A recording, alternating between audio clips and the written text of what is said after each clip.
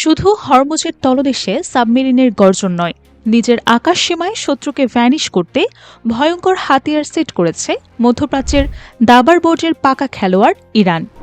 মার্কিন যুদ্ধবিমানকে তছনছ করতে আকাশে মিসাইলের ফাঁদ পেতে ধাপটি মেরে আছেন খামিন যোদ্ধারা।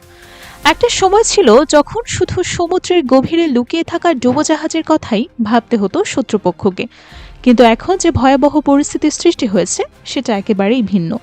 নিজেদের আকাশ সীমার উপর একেবারে নজরদারি বাড়িয়ে যে কোনো আগন্তুককে মুহূর্তেই চিরতরে নিশ্চিহ্ন করার মতো এক ভয়ঙ্কর ক্ষমতা এখন নিজেদের দখলে নিয়ে এসেছে তেহরান। মধ্যপ্রাচ্যের বিশাল রাজনৈতিক দাবার বোর্ডে যেহেতু তারা বহু বছর ধরে একজন পাকা এবং ধূর্ত খেলোয়াড় হিসেবেই নিজেদের অবস্থান পাকাপোক্ত করে এসেছে, সেহেতু এবার তারা যে কৌশলে মাঠে নেমেছে তা চোখে পড়তে বেশ সময় নিচ্ছে বিশ্লেষকদের। আকাশে মিসাইলের এমন অদৃশ্য এক ফাঁদ পেতে দিকে দিকেই ঢাপটি মরে বসে আছেন খামিনের এই যোদ্ধারা, যেখানে ঢুকলেই বিশ্বের যে কোনো আধুনিক যুদ্ধবিমানের পক্ষে ফিরে আসা প্রায় অসম্ভব হয়ে দাঁড়ায়। হরমুজ প্রণালীর চরম উত্তপ্ত সংঘাতের মাঝামাঝি সময়ে হঠাৎ করে আলোচনার ঠিক কেন্দ্রবিন্দুতে চলে এসেছে ইরানের কৌসার ২২ নামের এই ভয়ঙ্কর মিসাইল সিস্টেমটি।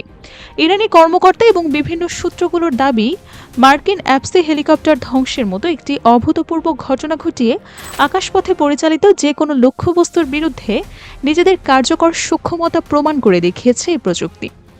মাত্র কয়েকদিনের মধ্যে এই অস্ত্রটি আসল সক্ষমতা কেমন, মোতায়েনের কৌশলগত দিকগুলো কী এবং হরমুজের মতো সংবেদনশীল এলাকায় এর সম্ভাব্য ভূমিকা ঠিক কেমন হতে পারে তা নিয়ে বিশ্বজুড়ে বেড়েছে কৌতূহলের পারদ।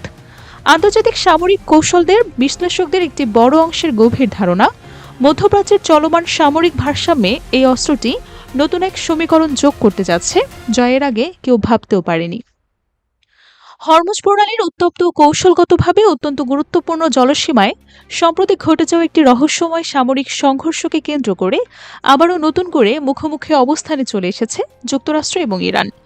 দীর্ঘদিন ধরেই এই প্রণালীকে ঘিরে দুই দেশের মধ্যে উত্তেজনা বিরাজ করছে, কারণ বিশ্বের উল্লেখযোগ্য পরিমাণ জ্বালানি তেল পরিবহন এই সংকীর্ণ নৌপথের উপরই নির্ভরশীল। ফলে এখানে সংঘটিত যে কোনো সামরিক ঘটনা শুধু আঞ্চলিক না, আন্তর্জাতিক পর্যায়েও গভীর উদ্বেগের সৃষ্টি করে। সাম্প্রতিক ঘটনাটি নিয়েও ঠিক এমনটাই ঘটেছে। ইরানপন্থী বিভিন্ন সূত্রের দাবি অনুযায়ী ইসলামী বিপ্লবী গার্ড বাহিনী বা আইআরজিসির দ্রুতগতির টহল নৌযান থেকে নিক্ষেপ করা একটি অত্যাধুনিক কাউসার ২২ ক্ষেপণাস্ত্রের আঘাতে ক্ষতিগ্রস্ত হয় একটি মার্কিন AH-64 অ্যাপোচি অ্যাটাক হেলিকপ্টার। তাদের বক্তব্য অনুযায়ী ঘটনাটি ছিল অত্যন্ত দ্রুত এবং পরিকল্পিত, যেখানে লক্ষ্যবস্তু হিসেবে বেছে নেওয়া হয় হরমুজ প্রণালীর আকাশে টহলরত মার্কিন সামরিক বিমানকে। এই দাবি সত্য হলে তা মধ্যপ্রাচ্যের সামরিক ভারসাম্যের ক্ষেত্রে একটি গুরুত্বপূর্ণ ঘটনা হিসেবে বিবেচিত হতে পারে, কারণ অ্যাপাচি হেলিকপ্টারকে বিশ্বের অন্যতম শক্তিশালী ও আধুনিক আক্রমণাত্মক হেলিকপ্টার হিসেবেই ধরা হয়, যা উন্নত প্রতিরক্ষা ব্যবস্থা এবং শক্তিশালী অস্ত্রশস্ত্রে সজ্জিত। ফলে এমন একটি প্ল্যাটফর্ম ক্ষতিগ্রস্ত হওয়ার খবর স্বাভাবিকভাবেই আন্তর্জাতিক সামরিক বিশ্লেষকদের দৃষ্টি আকর্ষণ করেছে। একই সঙ্গে ঘটনাটি ঘিরে শুরু হয়েছে নানা ধরনের জল্পনা কল্পনা, তথ্যযুদ্ধ এবং পাল্টাপাল্টি দাবি। ডিফেন্স সিকিউরিটি এশিয়ার একটি বিস্তারিত প্রতিবেদনে উল্লেখ করা হয়েছে যে হরমুজ প্রণালীর সংবেদনশীল এলাকায় টহলরত আইআরজিসির দ্রুতগতির নৌযানগুলোর খুব কাছাকাছি অবস্থানে ঘোরাফেরা করছিল কয়েকটি মার্কিন অ্যাপাচি হেলিকপ্টার। প্রতিবেদনে দাবি করা হয় পরিস্থিতি ক্রমেই উত্তেজনাপূর্ণ হয়ে উঠছিল এবং উভয় পক্ষই একে অপরের গতিবিধি নিবিড়ভাবে পর্যবেক্ষণ করছিল। ঠিক সে সময় আকস্মিকভাবে কাউসার ২২ ক্ষেপণাস্ত্র ব্যবহার করে হেলিকপ্টারগুলোকে লক্ষ্য করা হয়। বিভিন্ন সূত্রে বলা হচ্ছে একাধিক হেলিকপ্টার আঘাতপ্রাপ্ত হতে পারে, যদিও এই বিষয়ে স্বাধীনভাবে যাচাই করা তথ্য এখনও প্রকাশিত হয়নি। তবে অন্তত একটি অ্যাপাচি হেলিকপ্টার গুরুতরভাবে ক্ষতিগ্রস্ত হয়ে সমুদ্রে বিধ্বস্ত হয়েছে বলে যে দাবি সামনে এসেছে তা নিয়ে সামরিক পর্যবেক্ষকদের মধ্যে ব্যাপক আলোচনা শুরু হয়েছে। ঘটনাস্থল থেকে প্রাপ্ত সীমিত তথ্য, প্রত্যক্ষদর্শীদের বর্ণনা এবং আঞ্চলিক সূত্রগুলোর বক্তব্যের ভিত্তিতে অনেকেই এটিকে সাম্প্রতিক সময়ের সবচেয়ে গুরুত্বপূর্ণ সামরিক মুখোমুখি সংঘর্ষের একটি হিসেবেই দেখছেন। যদিও যুক্তরাষ্ট্র বা ইরান আনুষ্ঠানিকভাবে সব তথ্য প্রকাশ করেনি, তবুও এই ঘটনার প্রভাব ইতোমধ্যেই মধ্যপ্রাচ্যের নিরাপত্তা পরিস্থিতিতে নতুন মাত্রা যোগ করেছে।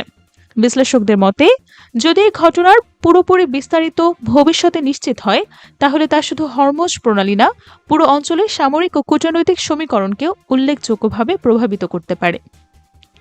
এই ভয়াবহ অস্ত্রটির আসল ইতিহাস খুঁজলে দেখা যায় ২০২৫ সালে অনুষ্ঠিত গ্রেট প্রফিট ১৯ সামরিক মহড়ায় প্রথমবারের মতো প্রকাশ্যে আনা হয় এই ক্ষেপণাস্ত্রটি। এটি মূলত একটি স্বল্প পাল্লার নৌভিত্তিক আকাশ প্রতিরক্ষা ক্ষেপণাস্ত্র, যা বিশেষভাবে এবং সুনির্দিষ্টভাবে শত্রুপক্ষের হেলিকপ্টার, ড্রোন এবং অত্যন্ত নিচু উচ্চতায় উঠতে থাকা যে কোনো লক্ষ্যবস্তু নির্মমভাবে ধ্বংস করার জন্যই তৈরি করা হয়েছে। সামরিক বিশ্লেষকদের গভীর মতে কসার ২২-এর সবচেয়ে গুরুত্বপূর্ণ যে বৈশিষ্ট্যটি একে মারাত্মক করে তুলেছে তা হলো এর দ্বৈত নির্দেশনা ব্যবস্থা। এর ভেতরে একই সঙ্গে ব্যবহৃত হয় রাডার এবং অপটিক্যাল ট্র্যাকিং প্রযুক্তি। ফলে একবার লক্ষ্যবস্তু শনাক্ত করার পর শত্রুপক্ষ যতই শক্তিশালী হোক না কেন, ইলেকট্রনিক জ্যামিং থাকুক না কেন তার মাঝেও নিজের কার্যকারিতা ধরে রাখতে চেয়ে চোখ বন্ধ করে লক্ষ্যে আঘাত হানতে পারে এটি। বিশেষ করে সমুদ্রপৃষ্ঠের খুব কাছাকাছি উচ্চতায় উঠতে থাকা হেলিকপ্টার, ড্রোন এবং অন্যান্য উচ্চ উড্ডয়নকারী আকাশযান শনাক্ত এবং প্রতিহত করার ক্ষেত্রে কওসার ২২ ক্ষেপণাস্ত্র ব্যবস্থাকে অত্যন্ত কার্যকর বলে বিবেচনা করা হয়। আধুনিক যুদ্ধক্ষেত্রে এই ধরনের লক্ষ্যবস্তুকে মোকাবেলা করা একটা বড় চ্যালেঞ্জ, কারণ তারা প্রায়ই রাডারের নজর এড়িয়ে দ্রুত গতিতে নির্দিষ্ট এলাকায় প্রবেশ করতে সক্ষম হয়। সে কারণে স্বল্প পাল্লার কিন্তু দ্রুত প্রতিক্রিয়াশীল প্রতিরক্ষা ব্যবস্থা অনেক দেশের সামরিক কৌশলের গুরুত্বপূর্ণ অংশ হয়ে উঠেছে। অনেক সামরিক পর্যবেক্ষক কওসার ২২ এবং বিখ্যাত শাহেদ ড্রোনের মধ্যে তুলনা টেনে থাকেন, যদিও দুটো ব্যবস্থার উদ্দেশ্য এবং ভূমিকা সম্পূর্ণ ভিন্ন। শাহেদ সিরিজের ড্রোন সাধারণত দূরপাল্লার আক্রমণ, নজরদারি কিংবা নির্দিষ্ট লক্ষ্যবস্তুতে হামলার জন্য ব্যবহৃত হয়। অন্যদিকে কওসার ২২-এর মূল কাজ হল প্রতিরক্ষা নিশ্চিত করা। এটি শত্রুপক্ষের আকাশীয় হুমকি প্রতিহত করে, নিজস্ব আকাশসীমা এবং উপকূলীয় এলাকাকে সুরক্ষিত রাখতে সহায়তা করে। অর্থাৎ একদিকে যেখানে শাহেদ একটি আক্রমণাত্মক প্ল্যাটফর্ম হিসেবে পরিচিত, সেখানে কওসার ২২-কে প্রতিরক্ষামূলক ঢাল হিসেবেই দেখা হয়। ফলে সামরিক বিশেষজ্ঞদের একটি অংশ মনে করছে ভবিষ্যতের সংখ্যাতে কেবল বড় যুদ্ধজাহাজ বা উন্নত যুদ্ধবিমানের সংখ্যাই শক্তির একমাত্র মাপকাঠি হবে না। আর সে কারণেই হরমুজ প্রণালীর মতো কৌশলগত অঞ্চলে ব্যবহৃত নতুন প্রজন্মের অস্ত্র প্রতিরক্ষা ব্যবস্থাগুলো এখন আন্তর্জাতিক সামরিক মহলে গভীর আগ্রহের বিষয় হয়ে উঠেছে।